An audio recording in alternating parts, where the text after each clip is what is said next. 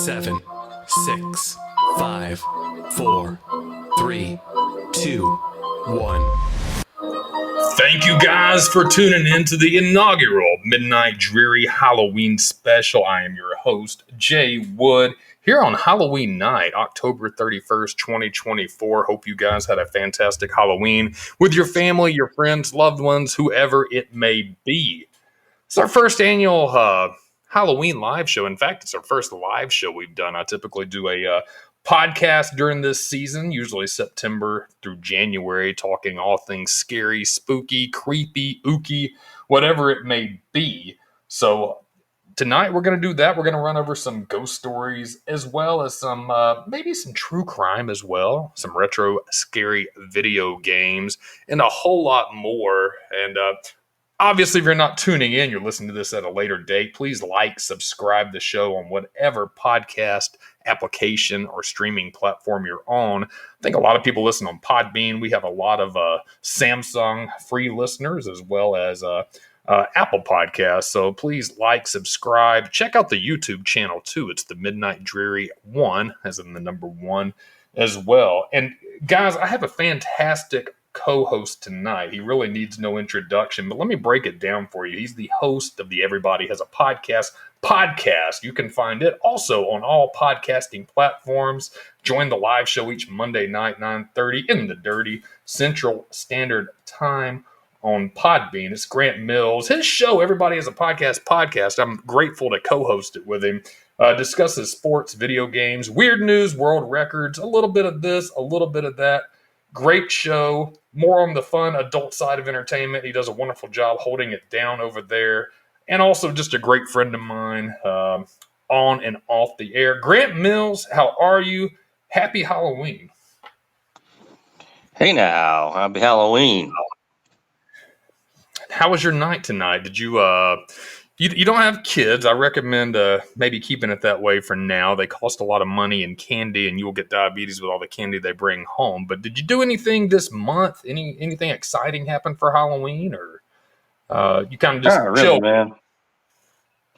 Not really. I'm not a big Halloween guy, but it should be fun. I mean, it is fun, but I mean, since I'm not a kid anymore, but I'd like to do more stuff, but I don't know.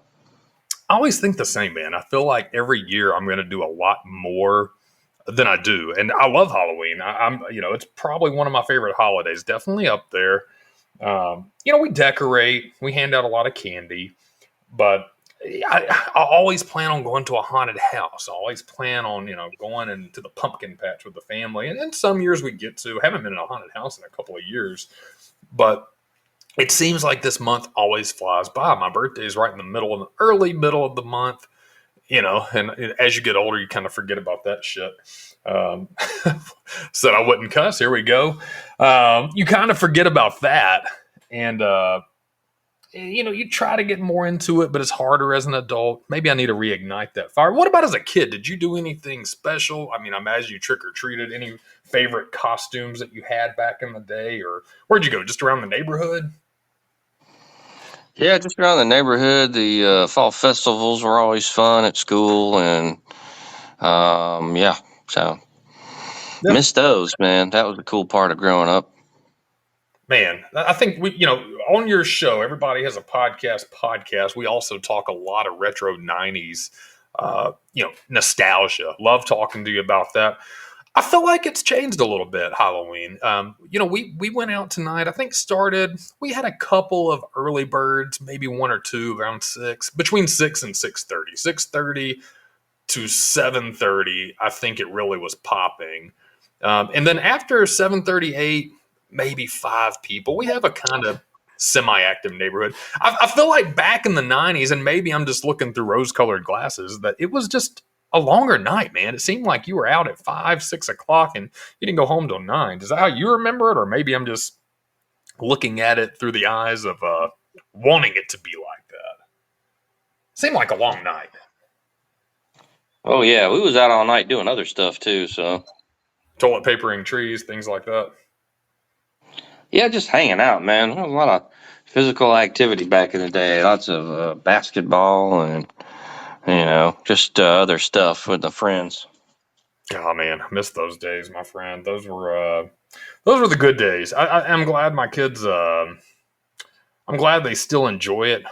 I do hate that nobody can enjoy that nostalgia of the '90s, man. Any favorite candy you have? I'm a Snickers guy. I like Skittles. Anything that stands out for you?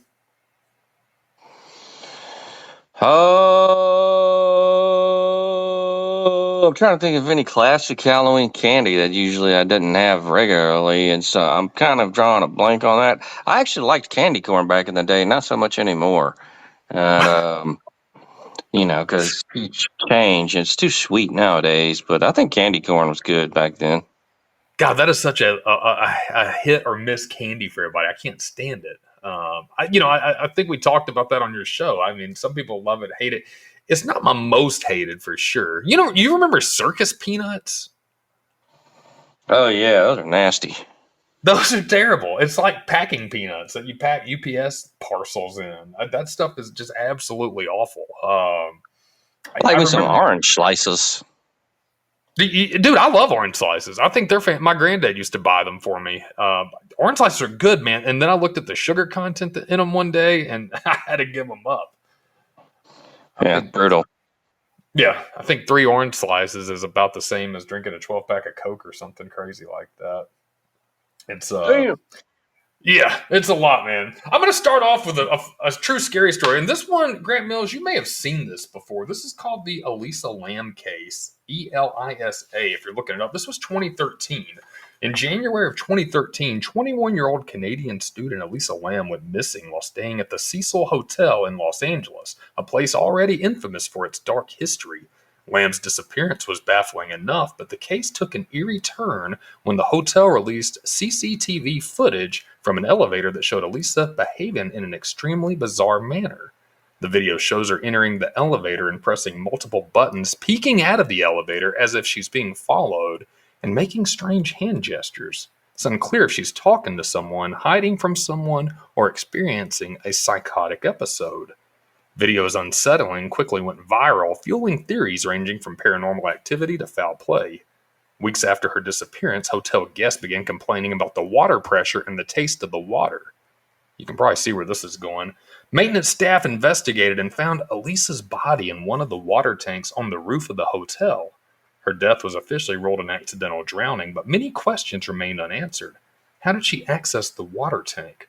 The roof was locked, and the water tanks were difficult to access without triggering alarms. What was her state of mind? Elisa had a history of bipolar disorder, leading some to speculate she suffered a psychotic episode, but others question if she was trying to evade someone or something. Was someone else involved? There were no signs of foul play, but conspiracy theories emerged, including the idea that the hotel staff might have been involved or that she was influenced by something paranormal within the notorious Cecil Hotel. Did you ever see that video or look it up? It was a young woman out in California walking around, looking around as if somebody's following her. She's behaving pretty bizarrely. You guys can take a look at this pretty much anywhere. Um, there was never any official conclusion on what happened to Elisa Lam. Check it out. I think, I could be wrong too. Crime Scene, The Vanishing at the Cecil Hotel. That's on Netflix. That gives a backdrop for the disappearance of Elisa Lam. And it shows the footage, man. This is probably one of the creepier things I have seen. Uh, this is probably more true crime. I don't think a ghost was following her to the elevator. If it was, that would be pretty bizarre. I mean, we could talk about that all day. I don't know if she was suffering psychotic episode or what. It was strange. It's scary. I would highly recommend looking at that. I have not heard of that crime show on Netflix, but take a look. It's ELISA. I know we know Elisa can be spelled in many different ways, Grant Mills, but Canadian tourist Elisa Lam recovered in the water tank, and several people in the hotel had drank the water that she had been uh, floating in for quite some time. Starting off with that, that's more true crime and creepy. Oh, weird stuff. All right, guys, we're going to move on away from that, get something a little more fun going on. Uh, Grant Mills, you and I both love vintage video games. I think this is something you and I have been wanting to talk about. I talked about my top five scary SNES games. Do you have any that stand off in your head? Anything throwback Super Nintendo games that kind of have that horror vibe, creepy vibe? Oh, Super Nintendo. I think Ghost and Ghouls and Goblins was on there. Resident Evil was a PlayStation title. That was a big one that stands out. Yeah, you know what? We can merge them all. I know we wanted to talk about a little bit of Super Nintendo, a little bit of uh, PlayStation 1. We'll go from NES, Super Nintendo. You were a PlayStation 1 guy too, right? Oh yeah. That was actually on my list now that you mention it, Resident Evil. In fact, let's just start with that, man. Resident Evil, I remember 1996 release, the survival horror classic follows the member of the STARS team as they explore a mansion infested with zombies and other bioorganic horrors. The game is widely credited with defining the survival horror genre. I got a fun fact. Resident Evil was initially intended to be a remake of Capcom's 1989 game Sweet Home, but evolved into its own series. I don't remember Capcom having a 1989 game called Sweet Home. Do you remember that? I do not remember that. I don't either. I did love Resident Evil though, man. That was I played that originally with a friend of mine at his house, and now was it Resident Evil the original one or was it two? I think it may have been the original where the dog burst through the window. Do you remember that? I think that's the first one. Yeah, I think so too, man. That scared the shit out of me. That was creepy, man. Was not a fan of that. Did not like it. I'm gonna go ahead and drop some S bombs. I think this is gonna be. I don't think I can. Scared the shit out of me. Really good game, man. You played two as well, right? Two was what was different about two? I'm trying to remember two versus one. Oh man, I can't remember a lot about two. I know I did play. I think it was a 2-disc set, and I don't remember a lot more than that. I can't remember either. I know one was in the mansion, and you can choose between the guy and the girl. Was it Jill and uh, Ludwig? What was the other guy's name? I can't remember. Um, it was cool. I usually chose the girl because I think she started with a gun and he started with a knife, something like that. Yeah, sexist. Yeah, I gave her the gun, give the guy the knife, and I remember that dog jumping through the window though, man. That part, the first time I did that, scared the shit out of me. Really good game though, truly good game. Another PlayStation game. I remember it. I didn't play it as much, but I think I played it on the arcade system. Silent Hill. Did you ever play that? That one I never got into. I heard it was pretty good though. Yeah, I kind of want to creep on that a little more. Maybe do a throwback. Silent Hill introduced psychological horror to the gaming world, focusing on a man searching for his missing daughter in a fog-covered town haunted by grotesque monsters. Game is known for its disturbing atmosphere and mind-bending plot. Fun fact: Silent Hill utilizes fog not only for the atmosphere, but as a technical workaround to reduce the game's rendering load on the PlayStation hardware. That was the only bad thing about PlayStation, man. Those load times were brutal sometimes. Yeah, necessary evil of back in the days, but I take load times to go back to the 90s. I agree with that. I agree with that 100%. Do you you talked about the 2-disc sets? Um, what was it like? Midway through, it would ask you to insert the other disc, something like that. I Yeah. can't remember. Yeah, and I always remembered trying to insert it, and sometimes you would start number two, and it wouldn't start rolling or something, and you were just stuck on that screen. Insert number two.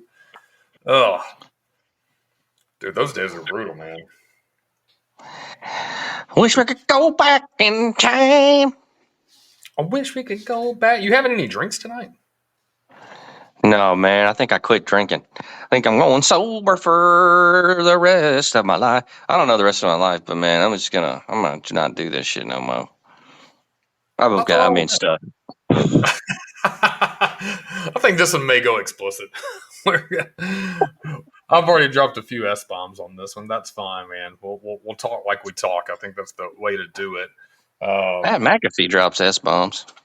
Yeah, I think this day and age you can get away with it, man. Back in the day, I remember. I mean, you thought it was amazing if they said "damn" or "ass" on network television. Now they drop it all almost. It seems like. If Drop Pat, it like it's hot. if Pat McAfee does it, I will do it. I'm actually having a Sprite and a little bit of vodka tonight. Just a. I took tomorrow off. I got some appointments to make, dentist, eye doctor, things like that. So, Look at you being all grown up and whatnot. nah, I know it, man. I know it. I got to do all that fun stuff the day after Halloween because we roll right into November. And then now it's gonna be harvest season. You're gonna see all the yellows, the browns, the women with the hats on. They're gonna have the funky hats this time of year and wanting to go to corn mazes still or get their pictures made on a hay bale. And when I say that, that's my wife. So spooky season's over, my friend. We're going straight to Thanksgiving. But here on the Midnight Dreary, we're going to be doing spooky season as long as we can. I think it lasts till February at least. So, yeah, I've got all that domesticated stuff tomorrow, but I had no good segue. I wanted to go to a title. I want to know if you reviewed this. Grant Mills also does retro gaming reviews, does a really fun job on these throwback games. There's actually two I wanted to talk about for Nintendo because I want to say you've done one and I could be completely making it up. Did you do Friday the 13th or did you do Uninvited? Either of those? Oh, I thought I did Friday the 13th. I don't know about Uninvited, but I'm not totally sure, man. I lose track sometimes. There's probably a couple of duplicate of reviews in there, but Well, you've done years worth of reviews and you've done so many. I can understand it. Friday the 13th, do you remember a lot about that game? that's NES, right? Yeah, NES 1989. I'm kind of jumping around, but just it stood out to me. Yeah, no, I don't remember a lot about that game, to be honest. I remember renting it, and then I think me and my brother had that one. Friday the 13th, a survival horror game, tasked players with stopping Jason Voorhees from terrorizing a summer camp. Imagine that. It's Friday the 13th. You play as one of the 6 camp counselors, each with different stats and abilities. Speaking of Jill and whoever it was on uh, Resident Evil, you have different stats, abilities back on this game. This game was panned by critics, man. People did not like it, but it became a cult favorite because it's really challenging and it's got the connection to the horror movie, which I'm a big Friday the 13th fan. The game was kind of trash, to be quite honest. You fought Jason sometimes in the cabin in a one-on-one kind of match. It was really, really weird. Almost gave you that punch-out look. But it was cool in a way though, because when you turn this game on, you actually saw the hockey mask and like lightning struck and there was a knife through it. So I remember firing it up and thinking, man, graphics will never get this good. 8-bit, here we go. This was pretty awesome. So I put it last year. I did a top 3 horror NES games. That was my third one. Coming down. It was my bronze medal, to say the least. Not even for really being a good game, man, but just the nostalgia about it. It was pretty cool. It had some good music on it. I was a pretty big fan of that. My second one was Uninvited. Did you ever hear of that one? It was 1986. I actually think it was a port over from a computer game. I have not played that. Pretty cool game. Point and click adventure game. I liked it because it was actually point and click style. Uninvited places players in a haunted mansion where they must solve puzzles and uncover mysteries to rescue their missing sibling. Fun fact. Oh, here we go. How would I have ever known unless I did the fun fact? Originally released for the Apple Macintosh, Uninvited was later ported to the NES, where it became known for its creepy imagery and unsettling atmosphere. I didn't play that one until it was out on ROM. I think I played it on the computer. Pretty cool game, though, man. My number one last year for the NES. I'm curious if you've got any others too, but man, I loved Castlevania. I loved all of them, but Castlevania 3 Dracula's Curse was just badass. Really big fan. Did you like Castlevania, any of them, or did you do any reviews on those? Yeah, I reviewed, I think 4 and 2, maybe 3. I think 2 was one of my favorites. Simon's Quest. Yes. That one's super good. I love it. I still actually play that on the NES throwback, man. What do you like about that one versus the other ones? It's had some creepy music in it, and It was kind of, I don't know, it's just a creepy game. It had the side-scrolling Castlevania, kind of some RPG elements in it too, and cool clues and puzzles. And it also had ending variations, so there's multiple endings based on how quickly you actually complete the game. So some good. It was a bold experimental entry in the Castlevania series. I feel that That's laid the fantastic. groundwork for the genre's evolution. Dude, I agree with that 100%. Well put, well put. Yeah, Simon's Quest was great. Loved Castlevania, Castlevania 2. I can still play those, man. You know, we talk a lot on your reviews about replay value, and I still think Castlevania, even since its inception, has some pretty good replay value these days. Would you agree with that? Oh yeah, I'd like to get some. I don't know if the Switch. I need to check that out. I don't. I haven't played. Well, I did some playing for the port over reviews, but yeah, I think they're actually worth getting in there and playing again. Yeah, so you did four. Four was a Super Nintendo title, right? Yeah, for Super Nintendo. Yeah, that you man, you read my mind. That was my number one Super Nintendo horror game, a remake of the original Castlevania. The SNES classic allows players to once again take on the role of Simon Belmont. That's a sweet name, by the way, Simon Belmont, as he battles his way through Dracula's castle. The game is revered for its improved controls, atmospheric music, and detailed visuals. The whip mechanics in Super Castlevania 4 were revolutionary for the series, allowing players to attack in multiple directions. I don't remember playing 4 too much. I know I've played it before. Um, that sound about right with the whip, that you can actually do it in multiple directions. Pretty Oh sweet. yeah, that was pretty cool. I didn't know that, man. That was probably one of my you had to get the timing right, really, in NES games, man. You didn't have those fluid mechanics like you do now. That I would argue are either, depending on the game, are either a little more forgivable or unforgivable. But you know, back in the day, like even with Castlevania, jumping mechanics, man, if you miss a jump, I mean, there's really only like 1 or 2 pixels where you can actually hit that jump on some of those. It's a little clunky.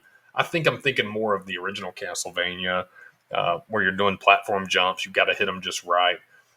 But dude, I think those are solid games. I think the visuals are really good. I think what you said about the changing, I loved that as a kid. I thought that was fantastic, where you could have multiple endings. Tron Cat, how are you tonight? Happy Halloween.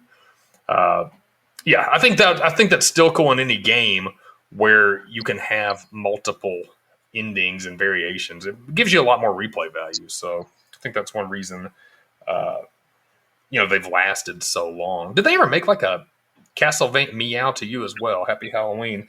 Did they ever make any Castlevania movies, cartoons, anything like that? It seems like that would be pretty cool. I never heard of any. They should have, my friend. They should have. Any other games that you got on your head? Because I've got a ton that we could talk about. But anything that stands out for you more in the horror, or anything you're playing right now? I don't know if it was horror, but you remember Tenchu? I don't. I don't. Tell me about it. Tenchu was like I think it was for PlayStation One, and you were like a ninja, and you had to sneak up on dudes and kill them. Like it was a action adventure stealth video game, and you had to creep up on them and like slit their throat and stuff. That sounds I'm pretty. not exactly. Was I'm it not PS1? exactly. Yeah. PS1, PS2, Xbox. I think I had it for the PS1. Troncat's mentioning in the chat Dead by Daylight. Is that a game that you just played? Grant Mills, didn't you talk about Yeah, that? that's the one I just downloaded, man. You can't play it unless you have a fucking like Game Pass or some kind of shit. I didn't know that, so I haven't even played it. Ah, Yeah, man, it's fucking stupid. That's what like I was looking at Black Ops 6, man, and I was like, I want to download it, but it's like 300 gigs, and also I don't. I think you can play campaign mode though, but I don't know. I'm torn on that. Troncat, tell us a little bit in the chat, Dead by Daylight, just a brief summary if you don't mind, because Grant Mills and I actually talked about that on his podcast, the Everybody Has a Podcast podcast. Um, and I wanted to play it as well. We're talking all things horror tonight, maybe getting off topic a little bit, but doing a little video game reviews. And I did the Game Pass for a while, Grant Mills. Man, it was worth it. It was cool. I don't play enough to probably justify it, so that's why I stopped it. But I think if you're doing some reviews, man, it may be good. If you got some, especially the winter months, we're not going outside that much and do anything, you might find some benefits to getting it. Yeah, I might. I don't know. I'll have to see. Yeah, you might check that out, man. There's 4 survivors and 1 killer, and you just got to survive by daylight till the sun comes up. That's pretty cool. So I imagine, are the 4 survivors and 1 killer, are they all individual players on the? Do you get like 4 survivors playing as survivors and 1 killer playing as a killer? That sounds really cool. I'm kind of interested in that. So, yeah, that's funny, man. You know, we talk a lot of retro gaming. But individual players and also characters from Stranger Things and Freddy Krueger and killers like that are all in it. That's fun. I actually saw Fortnite did a Halloween season, and I've been playing that. I know we talk about it, man. I do like my Fortnite here and there. The Halloween season was cool. They had some of the same elements. They had Jigsaw, Billy the puppet in there, so a lot of horror references as well, which was really cool. So thank you, Tron Cat, for letting us know about that. And we're going to check that out. And hi, Bobby. How are you? Welcome to the show. Great Mills, what about Nosferatu? Did you ever play that for the Super Nintendo? Nosferatu, man, it's not bringing up any kind of memory, but I remember that name. Yeah, the game was influenced by the classic silent horror film Nosferatu from 1922, both in its title and its eerie atmosphere. Happy Halloween, Bobby. Welcome to the chat room. It was an action platformer with horror elements. Nosferatu tasked the player with rescuing a kidnapped loved one from the clutches of the vampire Nosferatu. The game features dark and atmospheric visuals with gameplay akin to Prince of Persia. I remember one time in 6th grade we were talking about that in class, and I said Prince of Persia. And all the homeboys clowned on me for that. Oh. Yeah, it was bad. I said Persia. With a vampire hunting twist. Sounds like some Van Helsing style. Thank you, Bobby. Happy Halloween. Yeah, Nosferatu was they're actually re-releasing, or the movie's been rewritten by Robert Eggers, who did one of my favorite movies, The Witch. I talk about that all the time, reference that. In fact, that may come up later. But he did that, The Lighthouse, other good movies that I'm a big fan of. I think The Witch is a great movie. But he actually brought Nosferatu back. I think it's done filming, and it's released on Christmas Day this year, Grant Mills. So we may have to go check that out Christmas Day. Maybe that night. We'll get the boys at the theater after we all take care of kids and Santa Claus stuff. Go watch a horror movie on December 25th. How about that? Let's do it. I'm down, man. Let's do it. So, yeah, that was a 1995 SNES game, man. It's a cool game. I remember talking about that, and I was looking at the prices on those, and I know they had gone up in price. You can find some loose copies. I think they're like $70, $100 on eBay. Another SNES game that I was a fan of. I know I mentioned this on your podcast before. Did you play Zombies Ate My Neighbors? Oh, man, I've heard of it. I don't think I played that one, though. Man, so many games. Too many, man. It was a cool game, man. Iconic run-and-gun action game, known for its humor and horror parody themes. Not even reading off the list anymore, man. The cool thing about this game was it was like kind of humorous. It had bright colors, vivid, kind of a top-down look, almost like Legend of Zelda: Link to the Past. Dude, just really fun though. It referenced like a lot of horror movies like Night of the Living Dead, Texas Chainsaw Massacre, Evil Dead. More campy, kind of funny, still creepy though, but it had a good horror vibe. Big fan of it. So I thought that was super cool. I know you played Illusion of Gaia, right? It's an RPG, right? Yeah, it was a big RPG. You know what? I'm saying I know you played it. I played it, but I never did anything really. I don't think I beat it or anything like that. I just think I played it. Illusion of Gaia. Yeah, I remember everybody. I'm pretty sure I played that one. Hmm. Yeah, I'm pretty sure I beat it too. Yep, yep. Really? Yeah, I played all those games back then. Were you more of an RPG kind of fan, fighting game, Mortal Kombat? I know you're Mortal Kombat fan. What else? Other kind of games did you like back in the '90s? I guess or any decade doesn't really matter. But what stood out to you back in the day on the SNES? The Final Fantasies. Um, Secret of Evermore was good. You had your action stuff. I liked all kinds of them. Um, just a variation of kind of a lot of games, man. To be honest with you. Um, so Yeah, yeah, just so many of them, man. I can't even begin to kind of get into all the ones, but it wasn't just RPGs and stuff, but you know. yeah. I know the Midnight Dreary, and especially on Halloween, we're talking the creepy stuff, man. But when we go back to fighting games, man, Mortal Kombat really had a lot of those elements that we were looking for and scary. I remember playing it at night. You remember when Mortal Kombat 2 came out and they had that forest with the trees and the faces that those trees made? Oh yeah, Forest of I forgot what it was called. Souls or something? It was the living forest, something weird. And then Toasty would pop up. Toasty! Thank you, Bobby, for the like, man. Again, happy Halloween. Yeah, man, that even creeped me out back then. But I think Mortal Kombat. I was watching John Riggs, his YouTube channel. He does retro game reviews as well. He said Mortal Kombat 2 is his favorite on Super Nintendo. I disagree. I still like Mortal Kombat 3 the best.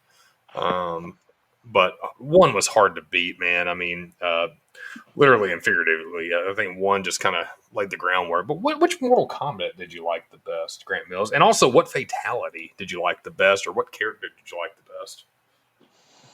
I like three the best. Best fatality I thought was Kung Lao and he split you in half with his hat.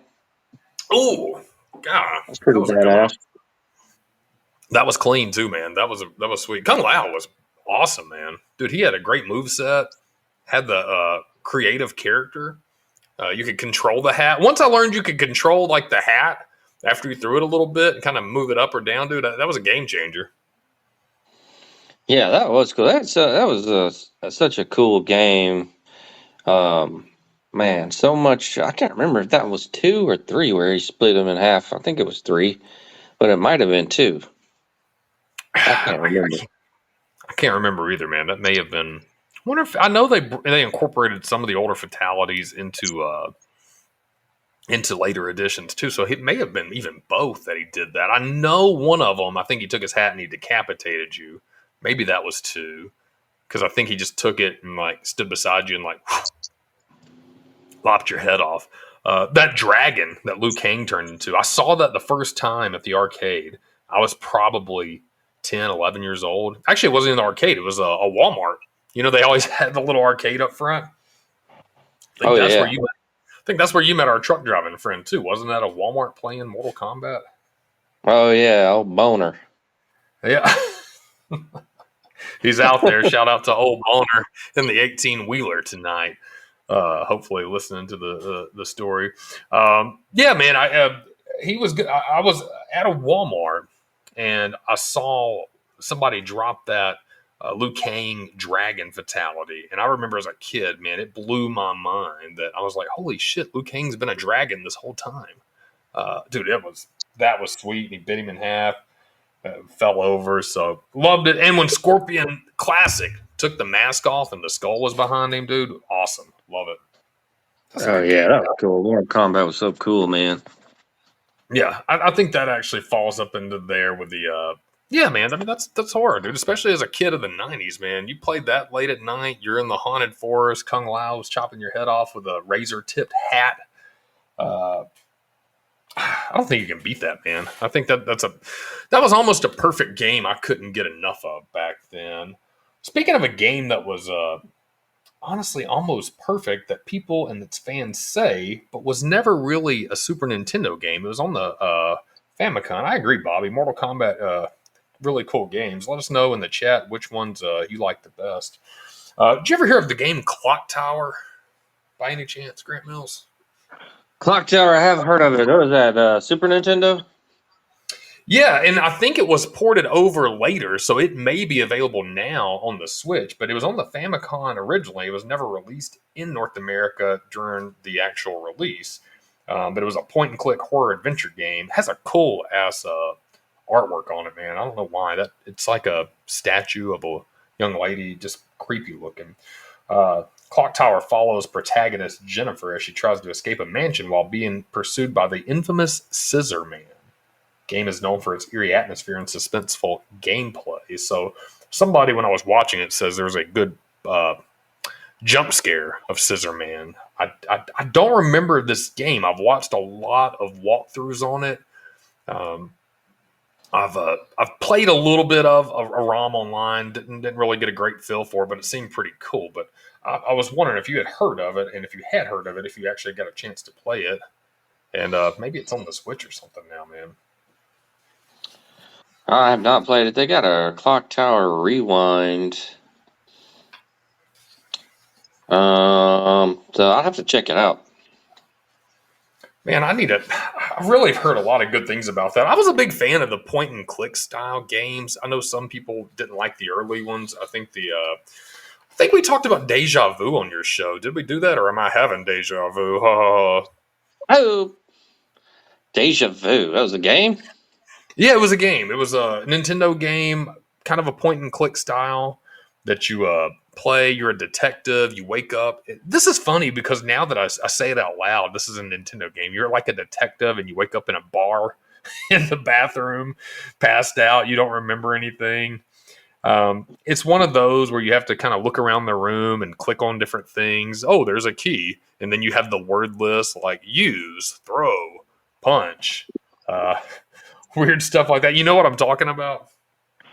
Yeah, it's like the old school Sierra games. Yeah, exactly. I think the Goonies had some of that in there, and I know we talked about Friday the 13th that did the same. It was a cool game. I remember that one pretty well. Um, yeah, it was Deja Vu. I always thought that was a fun game. I didn't. I thought I could have sworn, and again, maybe I'm just playing Deja Vu in my head. I could have sworn we had done a review on that. If not, man, I think it's worth it. I think it was a cool game, especially for its time. I thought those point and click games were ahead of its time. Did you like those?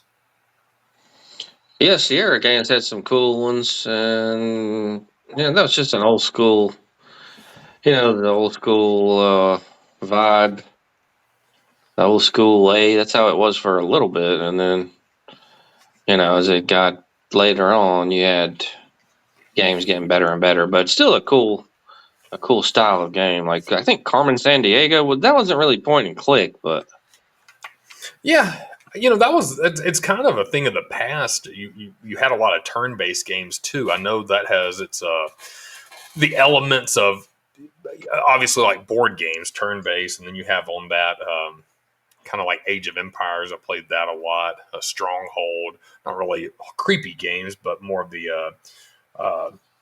medieval battles. I like those kind of games, man. They were really signature '90s games. Pretty cool stuff though back then. I had one more that I wanted to know. I think we talked about it for a second earlier. You mentioned Ghost and Goblins. Were you a Ghost and Goblins fan? yeah, I think it was an arcade game originally, wasn't it? Yeah, there was an enemy known as Firebrand. Do you remember Firebrand in Ghost and Goblins? But he was a boss. Think so. I'll tell you why. Did you ever play Demon's Crest for the Super Nintendo? Demon's Crest. It's not ringing a bell. It's a platformer with RPG elements released in 1994. Demon's Crest is part of the Gargoyles Quest series and follows Firebrand, a demon seeking to reclaim his stolen crest to gain powerful new abilities. The game is known for its dark gothic art style and non-linear gameplay. Anytime a game has non-linear gameplay, I'm usually a fan. I love that. But yeah, that was the fun fact. Firebrand originally appeared as an enemy in Ghost and Goblins, and he since became a memorable character in Capcom's universe. I always like that too when you see a character in one game and then they either star in another game or get more of a shining role instead of a supporting cast member. Uh, Maybe Reptile in Mortal Kombat. Remember, he was like some secret character in number one. Is that right? What'd you have to do? Get two, have to win with 2 flawless victories, do your fatality, or knock them off the pit. Then you get to fight Reptile. Yeah, it was something like that. That was kind of cool, though. Yeah, always like those hidden Easter eggs in those into video games.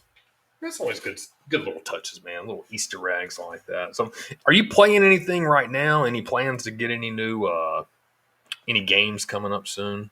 You need to get into Fortnite. I think you'd like it. I probably do, man. I was looking the other night because I wanted to creep on Black Ops 6, but I just haven't heard many good things about it. And then it's like 300 gigs. I'm Whew. like, I don't know, maybe not. Um, Taking up a third of the hard drive. yeah, it's fucking crazy, man. Like, God, why is it so fucking big? I mean, you have to go back and edit that. Why is it so big? Ooh. We'll put an Um, explicit on this one. No worries. yeah, so I just haven't found anything that I just want to get in on. What about you? I've been playing a lot of Fortnite lately. I like that they do like seasons where, and if I'm wrong out there, let me know. I know they update it for like Halloween, so you can go to like certain parts of the map, and it'll have like characters within the 100 other people that you're fighting on the map. So like this one, it had like a Pumpkin King kind of guy, Ultima Carver, something like that, and then it'll have you know, what was it? It has these cool little, like they'll change the weapons that you can use. They have these Billy bombs, bomb billies. Somebody's gonna correct me. I know it's coming, but from Saw, where they had little Billy the puppet that rode the tricycle, you can throw them at people. So that's pretty cool. So like Christmas, maybe they'll have something like you shoot candy canes at somebody. I don't, I don't know. I kind of like where they change it up though, man. It's pretty fun stuff. Are you playing Seasonal multiplayer or on Fortnite. yeah? Yeah, that's kind of what it is. It's like there's so many different little games on there you can play. I play the standard. I play what's called zero build, and again, I'm not a huge Fortnite guy to the point where I know all this stuff. So people correct me if I'm wrong. But there's one, the original one. You can build like while you're on the map. You get 100 other players on there. It drops you into the map, and you're kind of spread out. And you're fighting and shooting and whatever, trying to eliminate the other players and last man standing, right? They have a build mode where you can build with material and like little shelters and stuff, and people can knock them down. I didn't like that one. I like the zero build where you're just on the map and hunting other people down. Man, Bobby, you ever play Fortnite? Curious if anybody out there's giving it a try. Well, if you're listening to this after the live show, if you've played Fortnite, holler at me at the Midnight Dreary at yahoo.com and tell me why I'm wrong about everything I'm talking, because I really just played the zero build mode, man. I think you would like it though. You can team up with other people as well. So like if you got on one night and you and I wanted to be on like a team, we could do that. We could get a car and drive together, and you could shoot out the driver's side while I'm driving it. Kind of cool. Hmm. Zero build. You don't have to have like a subscription or anything. No, Fortnite's completely free. I have uh not played I've not paid for anything with Fortnite. I take that back. I actually did update my character and buy him a costume for like $5.99. Um that's about it. That's about the extent of my gaming lately, man. I kind of get obsessed with one game for like a month and I won't play for like a month. Hmm. Yeah. I need So to get more into it, man. I didn't get past the fucking. I mean, I couldn't like. It was just a bunch of menus. I couldn't even get started with it. I missed the beep. Ooh, whoa.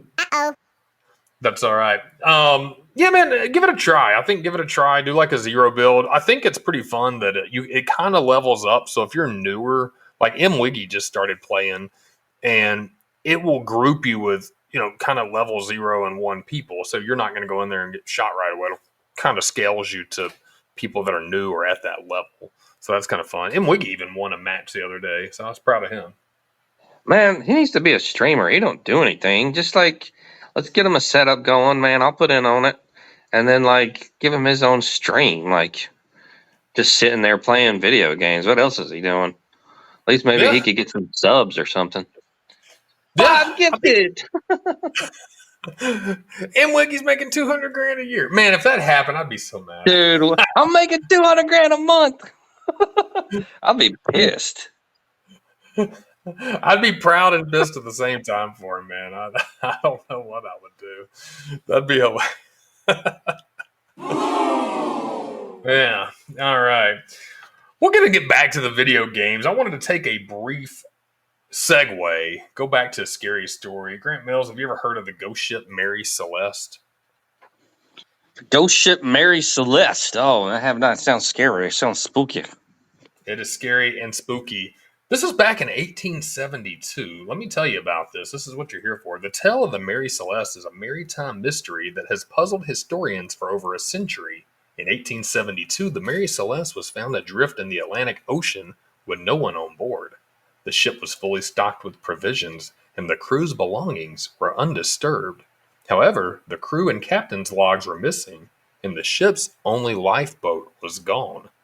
There were no signs of a struggle or damage from a storm, and the cargo of alcohol was still intact. Theories about the crew's fate range from piracy to mutiny, but no evidence supports these claims. Some even believe the ship was cursed, or that the crew was abducted by something supernatural. The mystery of the Mary Celeste remains unsolved, and the eerie emptiness of this ghost ship continues to inspire imaginations. I think being out on the open sea is probably one of the creepier things you can do. You don't cruise, right? No, I'm not. I'm not going on no damn cruise. Come on now. We'll do a Midnight Dreary. Everybody has a podcast cruise special with all our followers. I'm not fucking with no cruises, man. I don't fuck with the sea. But I mean, that's just bad juju. It's out there, man. Sailors can be some of the most superstitious people. So the Mary Celeste, that's what happened. I remember watching a pretty detailed documentary on it, and I'm probably I hope I'm remembering everything correct, but I believe it was leaving off the East Coast. Obviously went to the Atlantic Ocean. It was another ship found it a couple days after it set sail, and it was fine, but nobody was on it. The captain had brought his wife. I want to say they had a young son or a young child. I could be wrong on that. And there was a crew of, I think it was less than 10 people. But the lifeboat was gone. So something made this crew of people leave a perfectly sound vessel, hop into a lifeboat, never to be seen again. What would make any normal, rational thinking person do something like that? A It's ghost? got to be.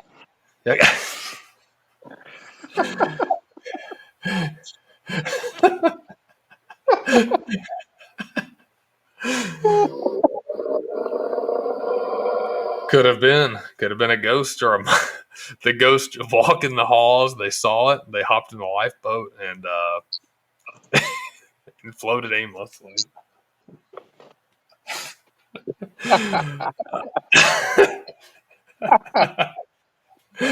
Oh, that gave me a chuckle, man. It could have been. You know what I thought? I had seen one time. There was a theory. I hinted at it. They were carrying a cargo load of alcohol.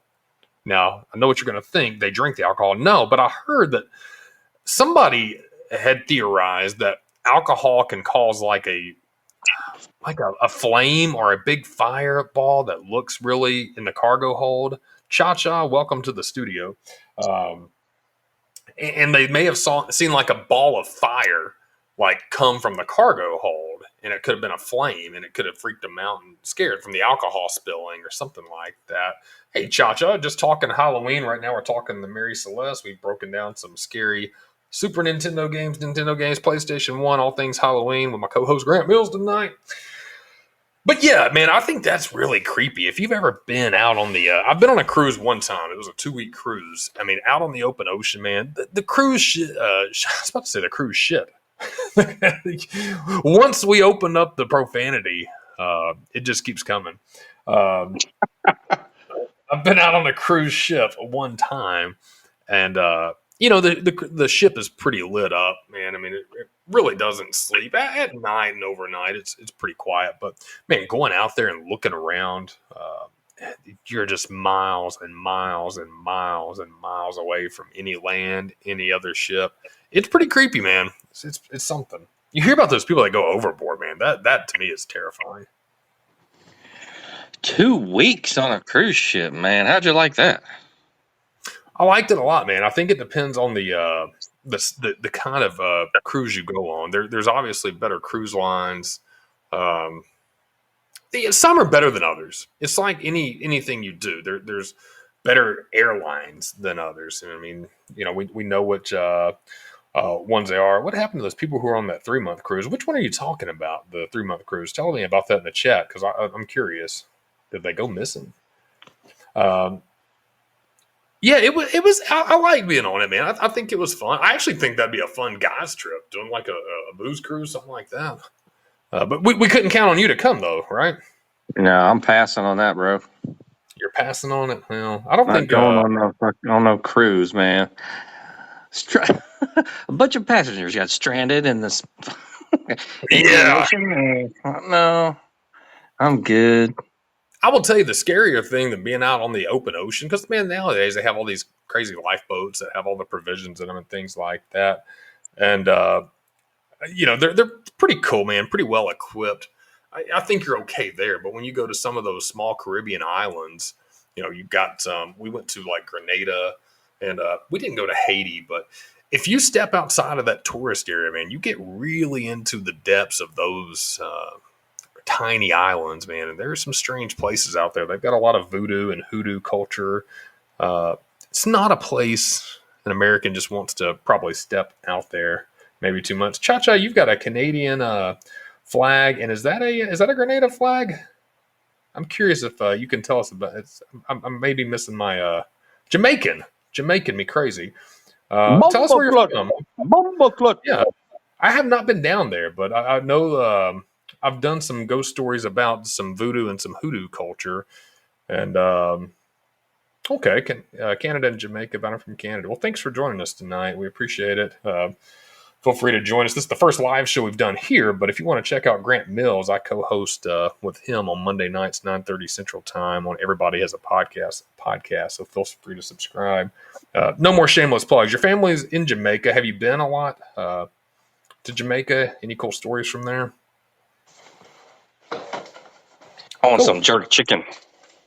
Yeah, that sounds really good, man. There's some cool stories from those islands, man. There's a lot of old history down there. I remember Grenada stood out as a cool place, but yeah, 2 weeks on a cruise, man. We enjoyed it. It was fun. If you have some, you're welcome to share them with us here in the chat. Anything cool that you see, or if you want to even call in, I'll pop you on for a story or two. Welcome to share tonight on Halloween night.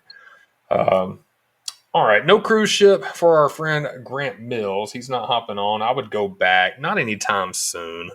Wouldn't do that. What about, we talk about traveling. I've traveled probably some of the scarier road trips. I was on West Texas, that long drive out there to Phoenix. And, I will tell you one thing. I enjoyed the drive, but I think the vast desert and driving overnight when there's nobody else around. I think that route between after you get out of like Abilene, Texas on I-20, heading to El Paso, it's like 500 miles away, something crazy like that. My numbers could be wrong. Please don't correct me later. I think that's pretty spooky, man. Just being way out in the middle of nowhere. You've been out to the desert, Grant Mills. I know we went earlier this year with some of our friends. I don't know. I think that could be maybe it's that open space where there's just nothing around. I think the ocean's vastly more scary than the open desert, though. What do you think? Oh, the ocean for sure. Yeah. You have any? We've talked about fears before on this show. Here, there's I cannot remember the fear of clowns. I think it's claustrophobia, not claustrophobia. It's like claustrophobia or something weird. Any fears that you got? Fear of flying, fear of heights.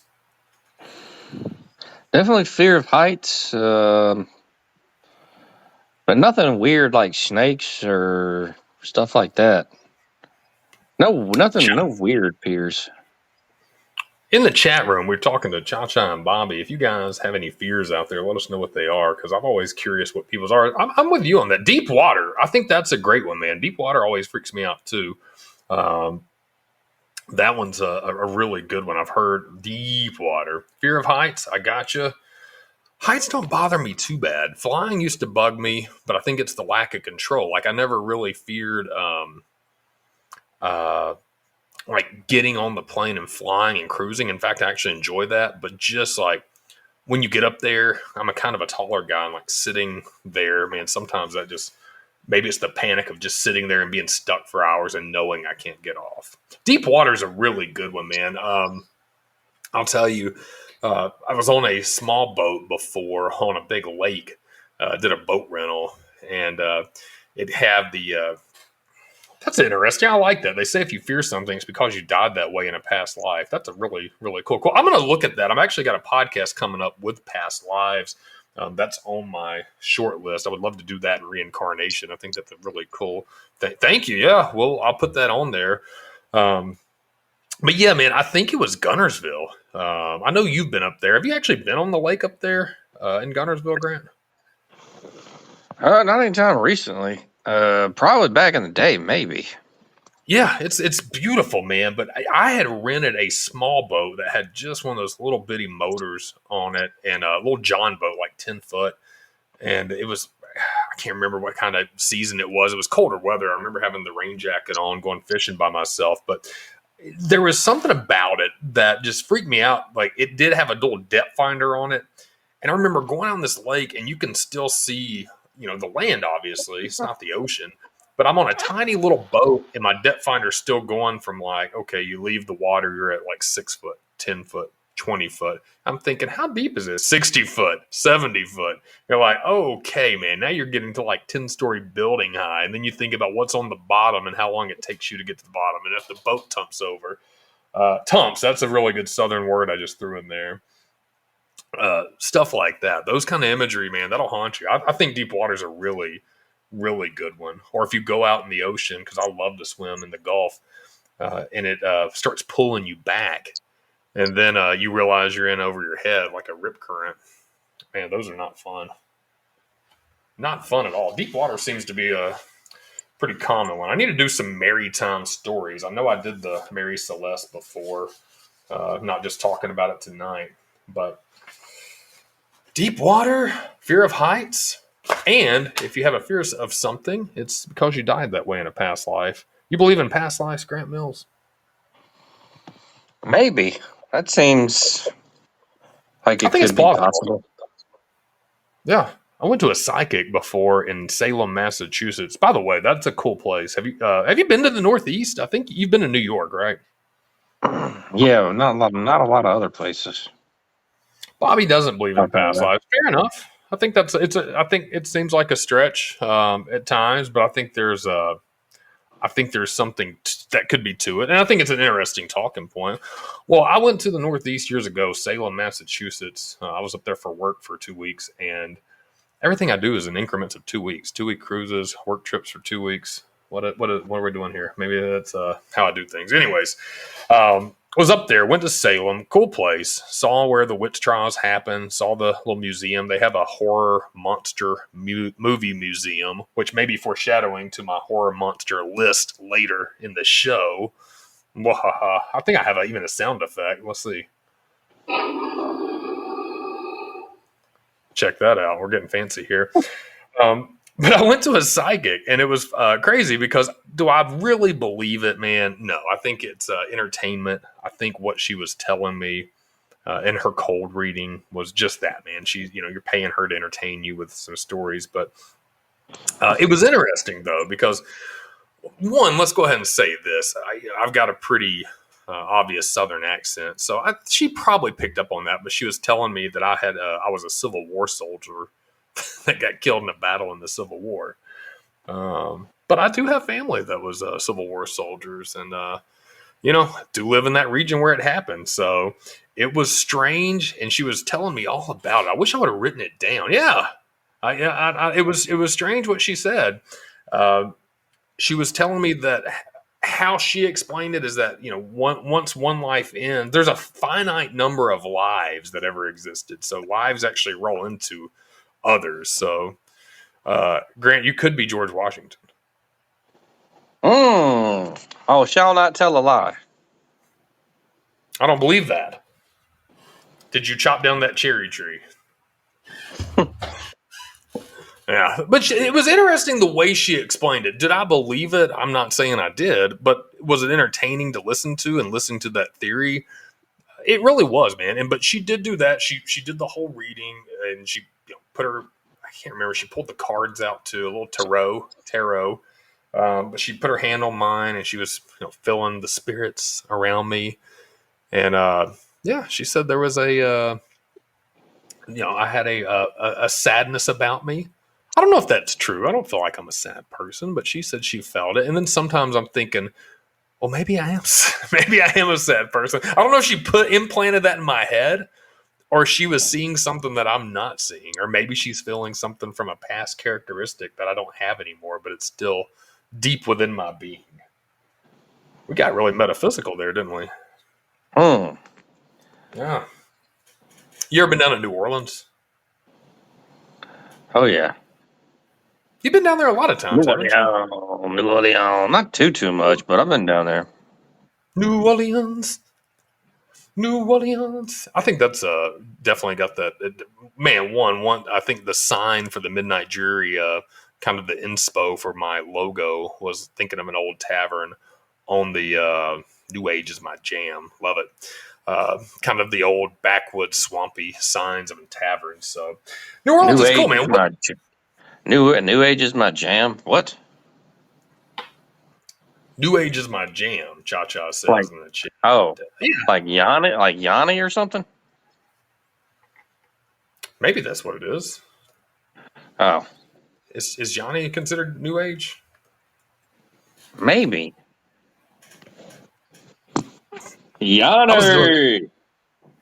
I think that was from the metaphysical. Oh, okay. He's talking about metaphysical anything. Cool, man. Yeah. Hey, tell us anything you want about the metaphysical stuff in the chat, or any suggestions you have. I'm taking suggestions for the show. I'm trying to tarot, bone toss, crystals, dreams. I love that, man. I think that's cool stuff. I want to know more about it. I want to be more informed about it. I thought about doing interviews and trying to get some people on the show that I could actually just interview about, like, tarot and things like that. That may be coming up in the next couple of weeks. One thing we talk about a lot, and I kind of have an interest in, what about UFOs, Grant Mills? Have you ever seen a UFO? Man, I've definitely seen a UFO. All right, now we're talking. We're cooking with gas. Grant Mills has a UFO story. Grab your popcorn. I'm going to grab my drink. Tell us your UFO story. Oh, me and my friend. What was his name? Roger. We were chilling one night. I bet it was Roger Harry. No. I did see him the other day, though, and got me straight. Anyway, we're hanging out in the driveway, man, smoking some stuff, listening to tunes. Then all of a sudden, there's these two bright beams of blue light that, just right in our direction, man. I'm not sure what was going on, and then it just went really fast up into the sky. I've never seen any kind of lights like that, and yeah, it was totally weird. All right, I like this. I didn't see any saucers or aircraft or anything, but it was just I was too blinded by the beams of light, man. I think that's fascinating, man. I knew we had talked about this before. Bobby, where are you from, by the way? Curious if I have any stories from where you're at. So you saw two beams of light, both of them blue. Is that right? Yeah, two big ass beams of light, blue light, and man, it was crazy. And then really quick, it was gone. So I don't know So what that was. was it like an instantaneous thing, you would say, It or was just coming from like a distance, and then like it was really intense beams of light. I don't know, I couldn't say anything, and then they just like went up, just went away like real fast. So I don't know, England? man. It was weird. It was way brighter than wasn't no headlights or anything like that. Bobby, So thanks for joining us from across the pond. So no headlights. One time thing was I imagine it's nighttime. Um, what you guys deduced that you had seen? What was kind of the summary? I don't know what it was, man. I was like, I wasn't sure what to think. I thought it might have been a UFO then, but I was kind of just tripping out a little bit. So yeah, Okay. I don't know. I think that's fascinating, man. I really do. Because I think when we talk about different things on the show, past lives, UFOs, ghosts, whatever paranormal activity, I think UFOs tend to have the most credence. And I think a lot of people have stories because let's talk about a UFO. It's an unidentified flying object. Doesn't necessarily mean men from other planets, right? Little green men on a flying disc. Over in England, you guys had the Rendlesham Forest incident back in 1980. My father-in-law is actually a Air Force veteran. Wife was born in England. She was American, but she was born over there. So came back a couple months later. But a little connection. We'd like to go over there and visit. Uh, I think it's neat though, man. I do think there's something to the skies, the unquiet skies. When I was a kid, I had seen one. It was green in the sky. I was with my dad, his friend, and my brother, and we same kind of what you're talking about. It was a bright light in the sky. It hovered for a second, and then just as quick as it was there, it was like whew, gone. Saw it streaked across the sky, and that was it. And I've seen shooting stars before where they streak across the sky, and they're cool to see, man. They're really neat. But I had never seen anything just stand there for a second and then just go. Whew. And I remember, man, I was a young kid, but I remember my dad and his friend were wigging out about it. Like, what was that? What was going on? What was that in the sky? So I think we were in the back of a Camaro while my dad and his friend were having some beers, listening to Led Zeppelin and Leonard Skinner. It was the Hell 80s. yeah, boy. When you're in the South, too, man, I'm surprised I didn't get out a shotgun and start shooting at the skies. What was that? Yeah, no. It flew off. But I remember seeing that, man. I think there are things out there that we can't explain for sure. I really do. Yosemite. And, UFOs are one of them, man. I think there's something to that. I've done one, and I don't want to go over it tonight because I have a whole podcast dedicated to it called the Pascagoula. Pascagoula. I cannot speak tonight. Maybe it's all the candy. Maybe it's a little bit of the Sprite and vodka. But the Pascagoula alien abduction, if you guys ever check that episode out, not just mine, you can look it up anywhere. It's a really cool story. Takes place in Pascagoula, Mississippi in the 70s. Two men claim that they were abducted by aliens after their shift at a plant. They got off around 10 o'clock. They were by the water down there. And the weirdest thing about that one that stands out is they went to the police. They were recorded unknowingly. Again, this is the 70s. The sheriff turned on a hidden recorder thinking he would catch them in a lie. And he left the room thinking they were going to sit there and conspire more like, yeah, well, let's make up some more details. They started praying and having panic attacks, wanting to go to the hospital about what happened. And they said the eeriest thing that they said was, did you see the way that door opened up? Dude, how do you come up with something like that? Like, did you, I don't know. That seems like such a specific thing. Like, how did that door open up? And they're like, I don't know. I don't know. Like, dude, a door usually opens, it rolls up, it swings open, or, bifolds open. I guess you could have one that, kind of scissors open, whatever. But if you're confused by the way a door is opening and you're having a panic attack about it, dude, you saw something. I don't know what it was. but I think something happened to them. And most people agree something happened to them. What it was still is unknown. So, Grant Mills, you've seen a UFO.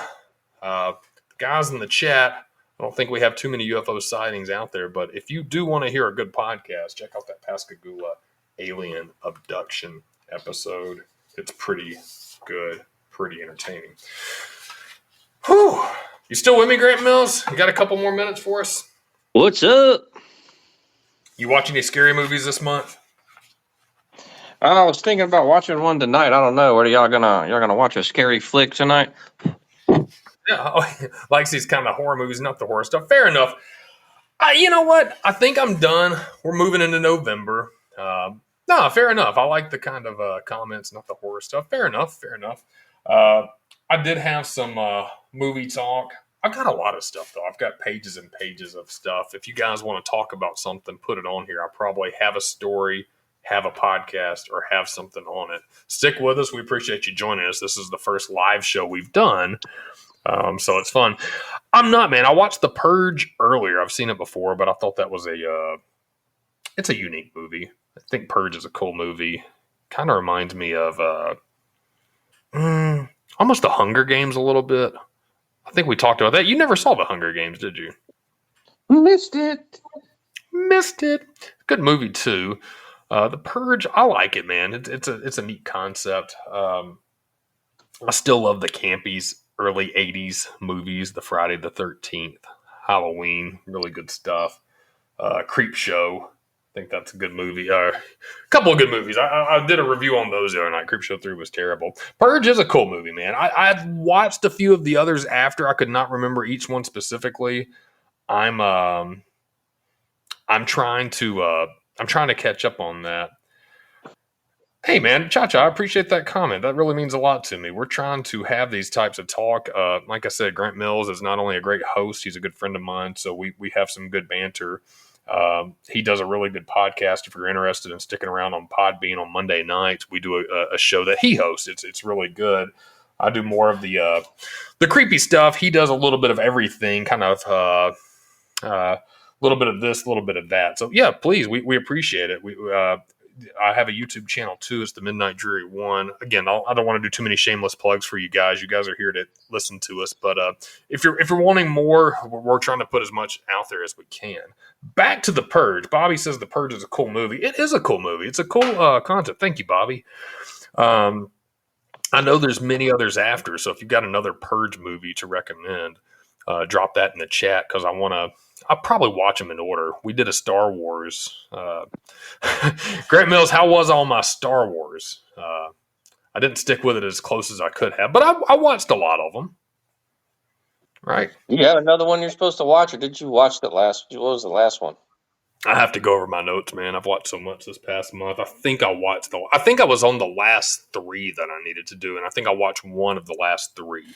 So I think it was God, I cannot remember the names, man. I'm terrible with remembering names. I have such a terrible memory as I get older too. Like I said, I've seen movies before, but specifics escape me. It's because I watch too much and I do too much, man. It's this information age that we're in. It's too much in, like The Simpsons said. You get too much information in your brain. It's got to push old stuff out, right? I think so. Yeah, you got to clear up some space, man. Your mind's a hard drive. If you got to defragment it every once in a while and clear up some space, man. Need those. Need to clear your mind. But The Purge, I would recommend it. That's a great movie. Bobby agrees with that. I think we've got a lot of fans of that, man. So I'd recommend that, Grant, if you haven't seen The Purge. Pretty cool movie. There's a bunch of them, too, on there.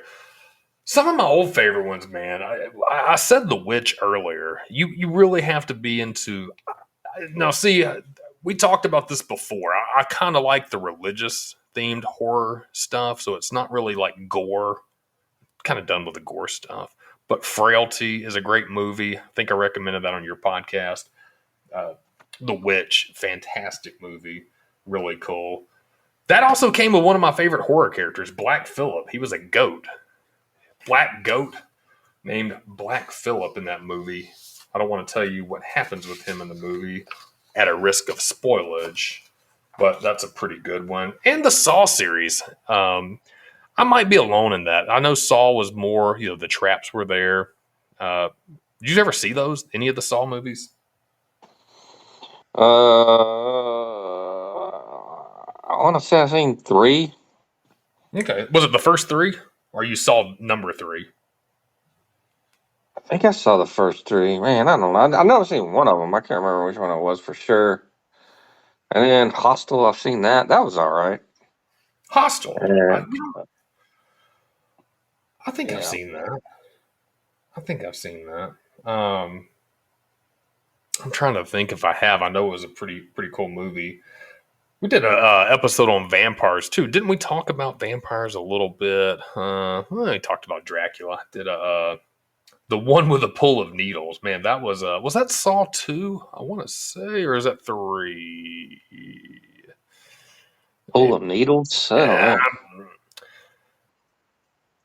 yeah, that was also the one where they put a locked them in the. I was like, fuck no. They put them in a house and they put one of the syringes or the antidotes in this glass cube. And the girl reached her arm in there, and it was like a trap door of like glass or something. So once her wrist was caught in there, you couldn't pull it back out. Almost like a Chinese finger trap. Pretty creepy stuff, man.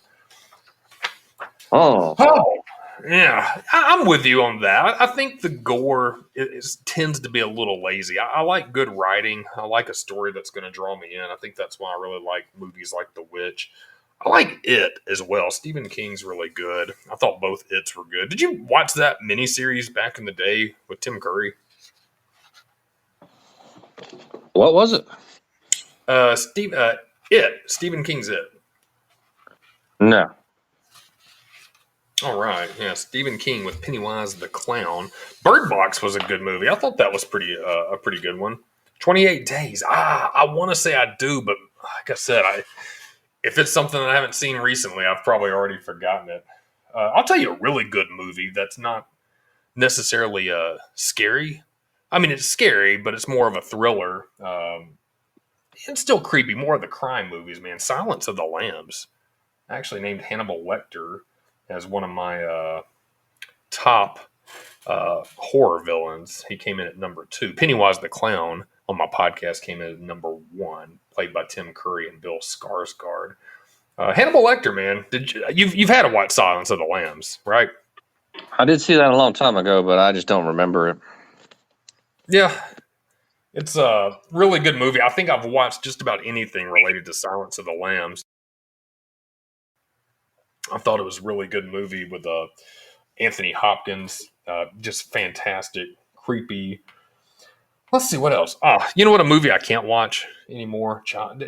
Child's Play? That scared the hell out of me as a kid. With Chucky. Chucky. Yeah, Anthony Hopkins is the tits. I agree with that. Tony Hopkins, great actor. Seems like just a brilliant human being. Yeah, Child's Play is a no for me. I just it scared the daylights out of me as a kid. I don't know if it still creeps me out today or not. I haven't watched it in so long. My mom bought a Chucky doll. Cha-Cha, what kind of mom? She a jokester? That seems cruel to do. M. Wiggy, my brother, actually bought a ventriloquist doll when he was a kid. It was like a Howdy Doody kind of version, with the big animated freckles and you pull the cord in the bag, his mouth moves. We were all terrified of it, man. We thought the doll would come alive at night. It had just weird look about it. And we used to keep it in the dishwasher. Swear to God. Yeah, lock the doll Dishwasher. we buried it in the cellar. I'm telling you, man, people freak out about these dolls. They really do. There's a good haunted story called Robert the Doll. In fact, I think I have a YouTube short about Robert the Doll. He is exhibited in the East Martello Museum in Key West, Florida. I'll find that real quick and I'll link it in the chat if you want to watch a stream. I think it's on one of my YouTube shorts that I've got. Robert the Doll. Let me see if I can find it. I know I've got it somewhere here, Grant Mills. I'm trying to get some more of these shorts with real stuff in there. Where are they at? Ba ba ba ba ba ba ba ba ba ba ba ba. Cryptic Clues, Alcatraz. Been to Alcatraz before. That was a pretty creepy place. Alcatraz. Robert the Doll. I'm going to share this. Let's see. I'll put it in the chat real quick if I can send the link in here. Video link. Open link in new tab. Just speaking of dolls, I think this one was a really good one that I did a while back. And this little doll is pretty creepy. I had a teddy I love so much. I seen it wave to me at 9. That's a whole story, Cha Cha, that you saw your teddy wave to you. Please tell us that. That is creepy, man. I had a nightmare once that scared me so bad as a kid. I had to wake my parents up. It was a van full of like stuffed animals, and I was tied to a chair. And this van pulled up of stuffed animals, and like the sliding door on the van opened up, almost like a stranger trying to give me candy. But a bunch of creepy stuffed animals with red eyes rolled out and started walking towards me, and then I woke up. Whoa. Yeah, talk about a terrifying dream at like, Sam probably was the same age. I was probably 8, 9, 10 years old around then. And I remember waking my parents up and like, I had a nightmare. But it was one of those like surreal dreams that just haunted me, man. I can still remember it to these days. Don't remember many of my dreams, but that's one you couldn't forget. How you sleeping these days, Grant Mills? Do you sleep pretty good throughout the night? Any night terrors, anything like that? Not really, man. I was thinking of using that mouth tape, but other than that, I don't know. I snore and stuff. That you do. I've actually I've heard it before. It's not too bad, man. Yeah, I'm not doing no CPAP though. I'd rather die in my sleep than have a big mask on my face with the tubes coming out of it. I don't think so. My homie. Man, now you took it to a morbid level down here. We don't want you going anywhere anytime soon. Get the CPAP. No way, dude. That nasty ass mask on your face. Have you worn the strips on your nose? Those don't work. They didn't work. Okay. No, what do you, is there anything like a deviated septum that could be the issue? That is it, but I've already had that worked on, so. Did you actually have the surgery? I think LD had it too. Yeah, I had a surgery. Yep. I didn't know that, man. Did it do anything? Yeah, it helped out, but still snore though. Ah, man. I've never snored, man. I haven't. Well, you lucky. Yeah. I don't know, man. I sleep okay these days, but there's sometimes I don't really have any nightmares anymore. I think as you get older, I think you've gone through so much. I think with wisdom comes a calm, and you've been through so much. You still you feel better about knowing that mortality is the actual thing. So hopefully we have many successful and lovely years ahead of us. But I think after being around so long, there's not too much that scares me. Not have like anybody else we talked about earlier. There's fears, but yeah, I don't really get nightmares. But there are nights that I wake up and I'm like, and I don't know if maybe I had a bad dream that I don't remember, or something happened in my dream, or maybe it's just a body response. But it happens occasionally, and then I'm just wide awake and I feel like my heart's racing really fast. And then, about 10 minutes after I do that, I settle down and go back to sleep. But as a kid, I had some of those pretty brutal nightmares that haunted me for a while. The stuffed animal, that's true. Not even a funny story. It was a legit van full of stuffed animals. They seemed real anthropomorphic animals walking at me while I'm tied to a chair about to get me. And as soon as they're there, wake up. Dreams are creepy, man. Yeah, they are indeed. Do you dream a lot these days, Grant Mills? You just go to bed and wake up. I can't think about. They say you dream every night, but you don't remember it. So, Yeah. not that I know of. Did you ever watch the Simpsons Treehouse of Horrors growing up? Oh yeah, I think everybody did, didn't they? Man, yeah, first 10 seasons of The Simpsons are the best there is, man. I thought I actually watched one early this morning before work. Got up a little early, had my coffee, and my youngest daughter came in there, so I popped on a Treehouse of Horror, man. I remember the one that stood out to me was the one where they recreated Edgar Allan Poe's The Raven. I thought that was pretty cool. That was the first one, man. They did the first one in season 2. That was actually in 1990. It was 3 episodes: Bad Dream House, Speaking of Dreams, Hungry Are the Damned, and The Raven. So, big fan of The Simpsons, man. I do not really watch the newer episodes. Honestly, I'm a golden era guy. The first 10 seasons. Do you still watch them, or have you? It's still on. Can you believe it? Yeah. Yeah, and I haven't watched The Simpsons in 30 forever. years. Yeah, been a long time. Yeah, man. I don't really get down on it too much anymore. I like it a lot. Um, but I like the first 10 seasons, man. Again, we talk about the retro stuff. That's what I'm into. I like the 90s segments, but there's some good ones still. I think the Treehouse of Horrors are still watchable, still fun stuff, still really good stuff, man. Still things out there. Bobby, Cha-Cha, how you guys holding up? We appreciate you joining us tonight on the live show. This is fun stuff, man. I think I'm getting close to all my notes that I've had. I know here in the States, we listening, thank you. We will do another one soon. Here in the States, Grant Mills and I, we're probably closing in on midnight. You working tomorrow, Grant Mills?